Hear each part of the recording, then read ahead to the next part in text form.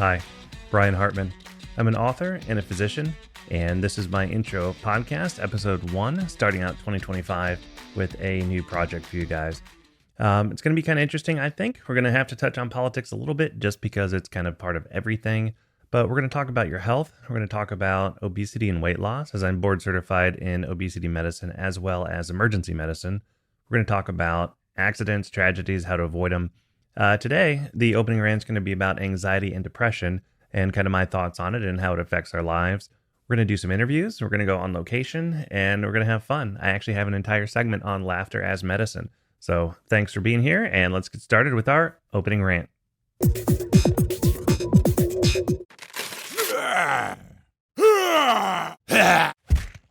Our opening rant today is talking about anxiety.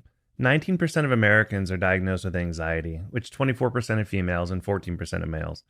Now, most don't actually receive specific therapy for it, but it's associated with depression, chronic pain, headaches, IBS, so much more. Just in 2018, 240 million prescriptions were written for antidepressants in the United States. Well, actually filled, not really written. Some people probably didn't fill it.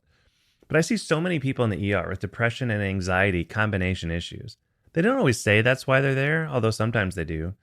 But usually it's because chronic pain exacerbations, their headache, they're not sleeping well. They just have a feeling of doom. So why is anxiety and depression such a major issue today? Now, it's pretty complex, right? So we're going to take a 40,000-foot view and look down. We're not built for the amount of stimulus that we receive. I truly believe that's the root cause of a lot of this. What do we do when we wake up? Instantly, on our phone. We turn on the television. We're rushing to get to school, get to work. We can't even relax in the bathroom. We need a device there at all times. But it's not just a device, right? It's what we learn about the world on that device. We're looking at crime reports, natural disasters, new toys and adventures that others are going on that I don't have, that I don't get to do. There's a huge sense of fear of missing out, even if we don't realize it. We're seeing what June has over there, and we want to go see what she has, or we want to go see what Tommy's doing. And we have to be stimulated at all times. Imagine you were 200 years ago in 1825. You wake up at sunrise. Why? Because that's when you have light. You can wake up earlier, but then you got to burn candles that are expensive, and you don't have that. So you have some water, right? But you're not really drinking coffee. Maybe you're drinking tea. That's there a little bit, not a ton of caffeine. But how do you do the tea? You don't have instant hot water. You got to get something warm. You got to boil the water. Then when you want to go somewhere, take a horse or you walk. There's no cars. There's no bicycles. So when you're doing that, you got time to think. Everyone knew that it took time for anything to happen, and they were okay with it. It's just part of life. So say you get done, work, chores, whatever, hang out with your family, hang out with your buddies, do some chores again, maybe. Then when it gets dark, you go to bed. Now, there was something called segmented sleep. So you go to bed around 8, 9 maybe, wake up in the middle of the night, hang out for a while, do some more activities, make some kids maybe, go back to bed again. But you got 12 hours to kill. It's unrushed. When you had to go somewhere, travel meant plenty of time to think, to ponder life, to process what's happened. You have limited access to news, minimal access to crime statistics. Like, stuff happens, but you don't hear about it. Do you need to communicate with someone? So either go there or write them a letter. That's it. Write a few weeks for a response. When you get your letter, look at it. Oh, okay, well, how should I respond? You take some time, you write a letter, and get back. Exercise? Who was working chores? It took 1,800 calories a day more to maintain a home 50 years ago than it does now. Now imagine 200 years ago. Our diet, processed foods, caffeine, sugar, everywhere. That's a huge part of it. But we don't relax either, right? So we need to do that. Disconnect as best we can. Get the phone out of your hand, turn off notifications. Don't jam your schedule full all day long from the time you wake up to the time you go to bed. So there's certain priorities that we need to obviously prioritize, and then get the rest out. Go to bed at a reasonable hour. Don't stay in bed watching your phone, reading books, watching TV, light in your eyes at night. It's called sleep hygiene. Pay attention, it will help you. Exercise. Turn off the news. Don't binge watch television. Boredom is good. Do you know how many great things have happened because people were bored? So learn to be okay with a lack of busyness. Interact with people in person. A phone call is better than email, which is better than texting. But you want to do something different? Write a letter. People are going to take time and interact with you and like it. Go on vacation. Go rural. Unplugged. Spend half of it without planned activities. Make boundaries and set up devices to control your usage. Stop the unending social media scrolling. And don't give kids tablets when they're young, especially tiny kids. I see 6-month-olds in the ER staring at iPads. Obviously, they're not holding it, but their parents are holding it right in front of their faces. It's terrible. Let them be bored. Let them entertain themselves, work on their imagination, play games with them, have them read. So final advice, aggressively pursue peace in your life. Reduce conflict around you, both direct and your exposure to it. Don't get in social media wars with people you don't know. It makes no sense. And this is self-advice too. Like, I need to stop doing this.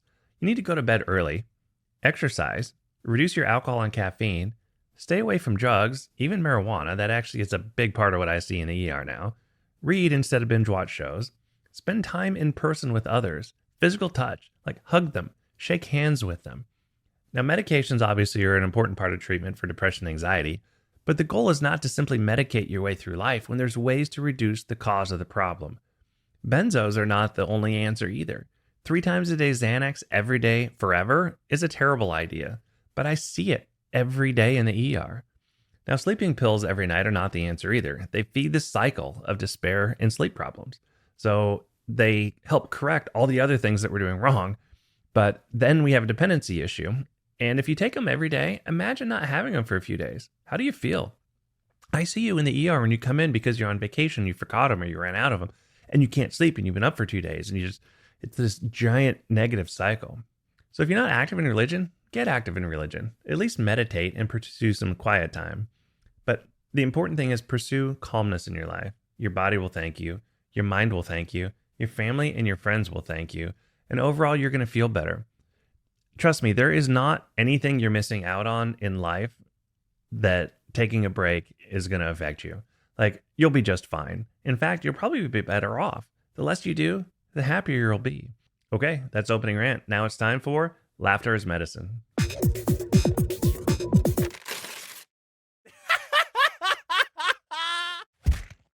Okay, today's laughter topic is about what else? The blizzard, snowmageddon, snowpocalypse. So there's a huge blizzard forecast for our area, 12 to 16 inches of snow. Everybody's talking about it. Now, when something like this happens, everybody gets keyed up. You're scrolling social media, you see a snow video. Ooh, let's watch that. So I'm an author, right? Trying to build my online presence. But I'm still practicing ER physician. And I had to work a shift during the snowstorm, 3 to 11. Snow is hitting at 10 and going until 6 in the morning. So it's really slow. You'd be shocked how few emergencies there are when the weather's bad. That's a topic for a different day. But several of our nurses went out every hour or two and cleared off all the cars. Really nice, right? Who wants to leave a shift at the end of the day and have their car encased in melted ice and snow? But most of the windshield wipers are up to avoid icing on the windshield. So I make a video showing this and then I tell a story. It's actually a joke I've used for a while, but never really put it to video. Here's the video. It's time to go home, long shift in the ER. And, you come out here, look at this. All these people, some little prankster came up and put up all these freaking windshield wipers. So I'm going to go through the whole parking lot, put down these windshield wipers, because it's a long day in the hospital. You don't want to come out to somebody having pranked you. You're welcome. Pay it forward. Think about other people when the weather's bad. Have a good night. So after that, the comments started hitting. Now, it seemed over half the people realized it was a joke. I mean, who would really think that's a prankster? And there's a ton of people that were posting and then deleting it once they realize it, after calling me out, of course. So I screenshotted some of it just for my own humor. But again, I've used this joke for a long time. One guy even said that I should think before I post something. Yes, you're right. Absolutely. Just like you should. So let's take a look at the Facebook feed and see what we see here. Okay, here's my Facebook post in the local group. Be careful, there's a prankster pulling windshield wipers up on all the cars in the parking lots. Last night I spent 10 minutes in the cold and snow putting them all back down before I left the hospital. Of course, frowny face. So, it's a lot of reactions. 444 laughs. 4 frowny faces. I think that's pretty good, honestly, on average there. Top 1, they may have been trying to help. I was taught you're supposed to do this to get them from freezing. Yes, of course, right? I mean, so then you start scrolling through and people said, I thought the same. Yes, yes. Sarcastic humor. Thank you. Oh, that was me. Look at that. So people are finally realizing it. But coming down, they've been helping. Yeah, a lot of people do this. The instinct in social media is to jump on and tell people why they're wrong. Not really think about what you're reading or just laugh, smile, whatever, move on. No, we have to immediately correct people. We don't know who these people are. I'm guilty of it too. I've been doing it this morning with people. That's about actually the rant for next time. But why do we feel the need to correct everybody? I don't understand it. You wouldn't do it in real life.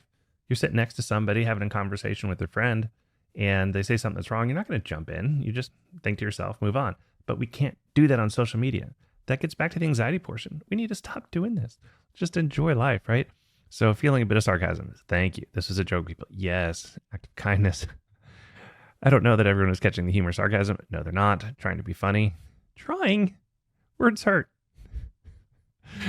Eddie said, yes, no, I thought it was funny. So, of course, yes. Thank you. Joke, you love that meme. People taking this seriously makes it even funnier. This is a joke. Yes. Did you thank them? No. Lesson on sarcasm. Yes, we do. Change the name of the page at Babylon B. That would be great. Ooh, another one. I like this. Supposed to do that. Protects the windows. Now, something I didn't notice or didn't know before, if you have them up in the wind and it comes down, if you have a frozen windshield, it can crack from an impact like that. So I actually did learn something from making this joke. In fact, I was in a high school youth group ski trip out to Colorado, and we had a bunch of snow on the windshield. One of the kids was pounding, and he cracked the windshield on this rental van. Kind of felt bad. Sorry, Mr. B. He had to deal with that on the back end, I guess. But it was still a great trip. So he coming down. Gotta love the applause. This guy's wipers fold down. That's pretty cool. Yes, I like that guy. Maybe I need a background like that. Stick it over here. Congratulations, I just ruined all the wipers. Everything is my fault. Ruined. Because I put them back down. People trying to help. Jokes. The joke. Yes, there it goes. This post right here shows how hard it would be to be a comedian in today's world. That is absolutely true. Right? It's so easy just to be quiet and not say anything. But if you want to take an effort to try to make someone laugh, sometimes you're walking on thin ice and it comes back and bites you. That happens to me all the time. Especially, it doesn't happen often in the ER, but once in a while it does. I like to use humor to lighten the mood and put a smile on every single person's face I see in the ER. I want them smiling at least one time. And given some of the diagnoses, it's pretty hard. I just told a joke back there. I appreciate that. And so, okay, I need to come clean. No, not entirely true. It probably only took me 7 minutes because I'd said it took 10 minutes to do it, right? And then we got some AI post here trying to help. Hilarious. Yes. And thank you. Not all that, you're a nice guy. I kind of like that picture too. Not a prank. And then you got to love Meta AI trying to help here, right?